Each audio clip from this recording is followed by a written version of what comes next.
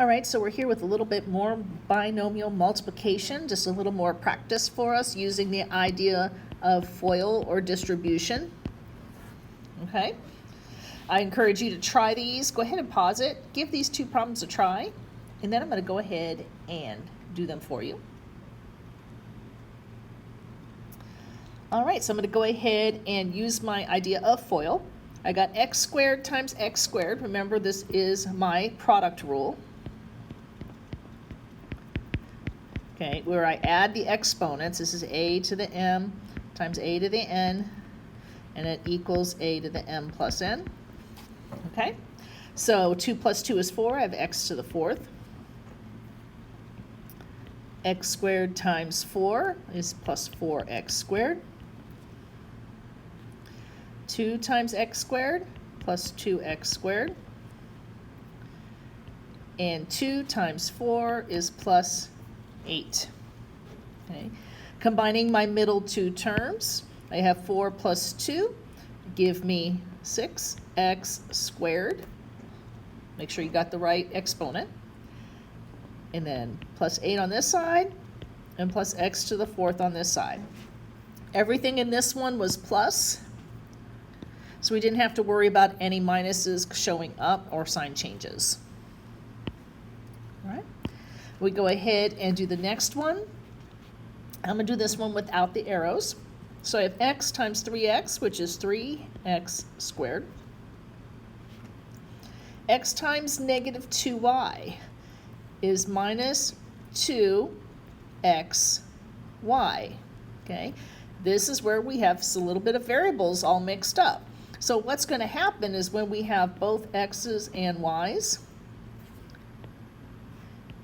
in our binomials, you're going to have something like this occur.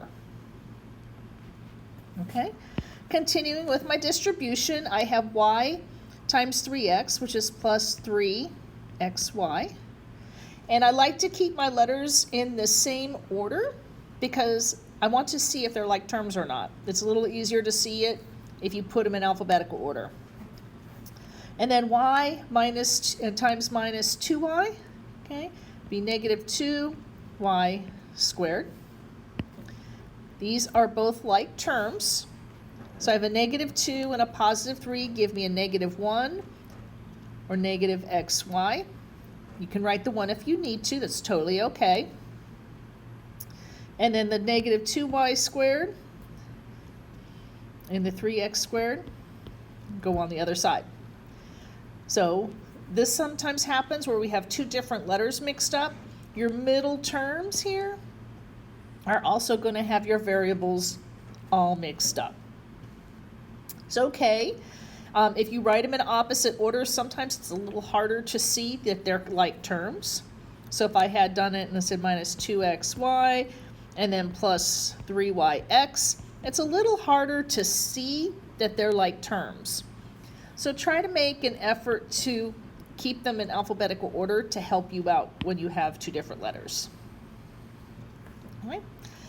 These two are some of our special FOILs. Okay. When we get to factoring, you will see what happens. And I'm going to go ahead and just do these two outright just so you see what happens. All right. The first one, we have the same numbers in my binomial. So I have y's and I have a 3, but the signs are opposite. Okay. Watch what happens when we go ahead and FOIL. Okay, so I have y times y, which is y squared. I have y times a positive 3. I should probably draw my arrows for this one. Y times a positive 3, which is plus 3y. Minus 3 times y gives me a minus 3y. And minus 3 and plus 3 give me a minus 9. What happens to my middle terms here is they're opposite signs and the same values. They basically cancel each other out. They go to 0, which leaves me with y squared minus 9. Okay, so this one, the middle terms completely disappeared. and left us with only the front and the last one. So only the F and O of our FOIL. So in this case, my FOIL, these two canceled and only left me with the first and the last. This is something when we go into the factoring part of this chapter is going to be called difference of squares.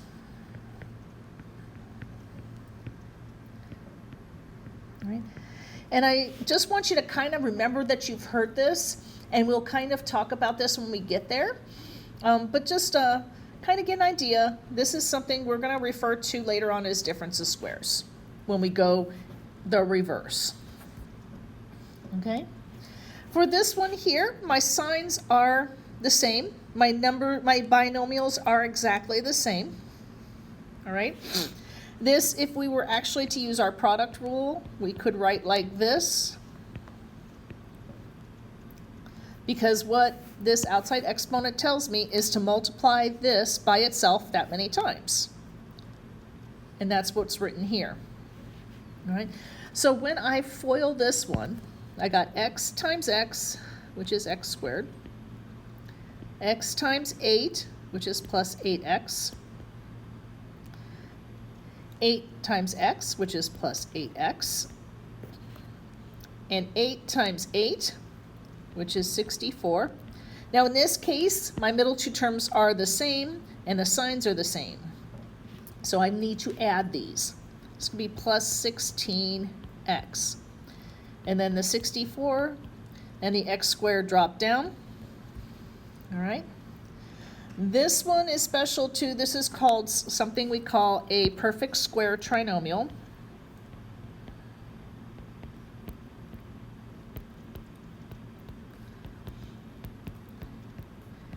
And remember, I just want you to have heard this before. We'll refer to this again when we go into the factoring part of this chapter and go the opposite direction.